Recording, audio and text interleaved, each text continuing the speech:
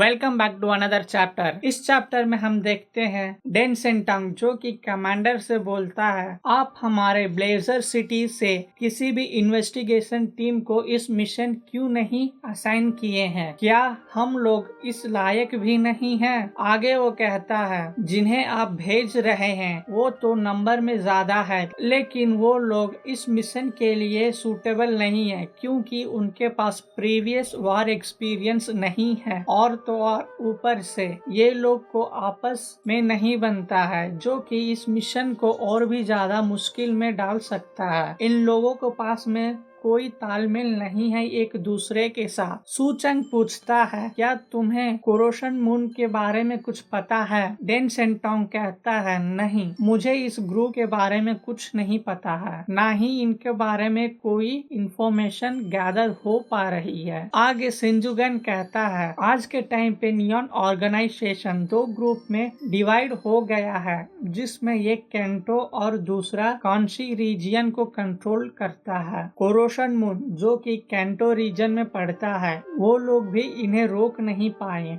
Ronin group का power लगभग हमारे इन्वेस्टिगेशन टीम के बराबर है और बिना एक्यूरेट इंफॉर्मेशन के मैं नहीं चाहता कि मेरे ब्लेजर सिटी का मेजर 6 इन्वेस्टिगेशन टीम से किसी के भी जान खतरे में डाला जाए। डेन सेंटोंग बोलता है, लेकिन जापान तो एक छोटा कंट्री है जिसमें कितने ही अनियंत्रित ग्रुप होंगे। सूचंग कहता है, तुम्हें किसी को अंडर एस्टिमेट नहीं करना चाहिए उनके साइज को देखकर, खास करके अपने दुश्मन को, नहीं तो तुम मुश्किल में पड़ सकते हो। तुम्हें पता होना चाहिए, हम जब पैट्रियोटिक वॉर लड़ रहे थे उसमें हमें एक अच्छा खासा लॉस हो चुका है। फिर सूचंग खिड़की के बाहर देखता है और एक गहरा सांस लेकर कहता है, हम एनिमी को स्ट्रेटेजिकली इग्नोर कर सकते हैं, लेकिन हमें उनका स्ट्रैटेजी पर नजर रखना होगा। हमें इस मामले में कोई भी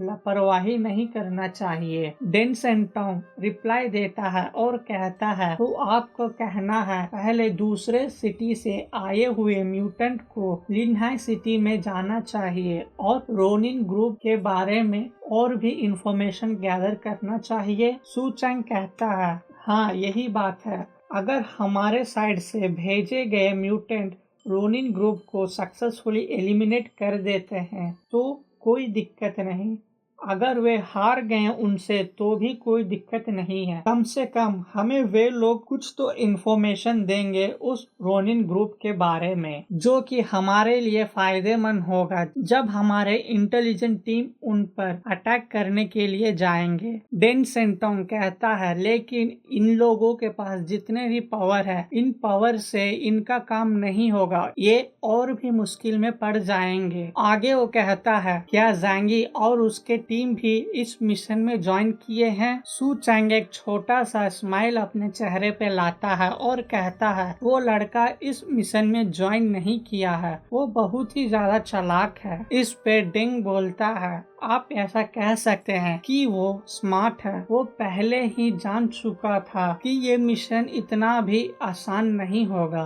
सूचंग कहता है, अगर सब लोग अपने आप को पहला प्रायोरिटी देंगे तो फिर ये सुपर पावर फेडरेशन ग्रुप का कोई मतलब नहीं बनता है और आगे ये कंटिन्यू भी नहीं हो पाएगा। इस पे डेंग बोलता है, सबका अपना अपना इंटरेस्ट होता है कमांडर, लेकिन मैं अपनी टीम के साथ इस ब्लेजर्ड सिटी को सर्व करने के लिए किसी भी टाइम तैयार हूँ। फिलहाल मैं अपनी टीम को और भी ट्रेनिंग देना चाहता हूँ ताकि वो किसी भी मुश्किल में अपने आप को और उनके दिए गए मिशन को कंप्लीट कर पाए। सूचंग बोलता है, ठीक है, अब तुम जा सकते हो। और हम देखते हैं डेंग को, जो कि अपने मन में सोचता है, जल्दी कुछ करना होगा ताकि मैं ज़ैंगी को अपने गॉ टीम में शामिल कर लूं किसी और के करने से पहले। और हम देखते हैं वो अपने पावर से टेलीपोर्ट हो जाता है। सीन यहाँ कट होता है और हम देखते हैं ज़ैंगी और उसके टीम को, जो कि मीटिंग हॉल से बाहर निकलकर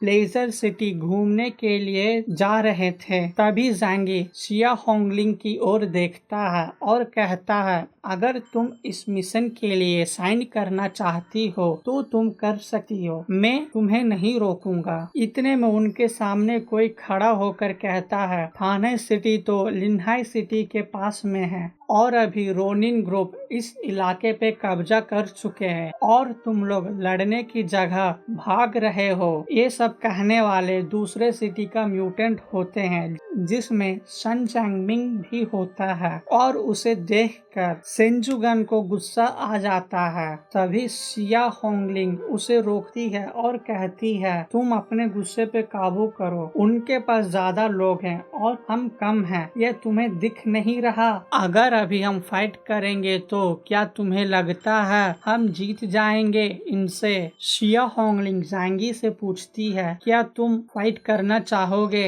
अगर तुम फाइट में इन्वॉल्व होगे तो हमारी जीत पक्की है। ज़ैंगी गुस्से से कहता है, मैं पहले भी कह चुका हूँ, कोई भी किसी तरह की मुसीबत नहीं खड़ा करेगा, क्या तुम ये बात को भूल गए? इतने में सन जैंगमिंग उन्हें मॉक करते हुए कहता है, डूब मरो तुम सब। थाने सिटी और दूसरे सिटी वाले लोग एक दूसरे के आमने सामने खड़ा हो जाते हैं। आपको क्या लगता है गाइस, ज़ैंगी इस बार फाइट करेगा? कमेंट में अपने ओपिनियन लिखें। और इसी के साथ एक चैप्टर खत्म होता है। मिलते हैं अगले चैप्टर में।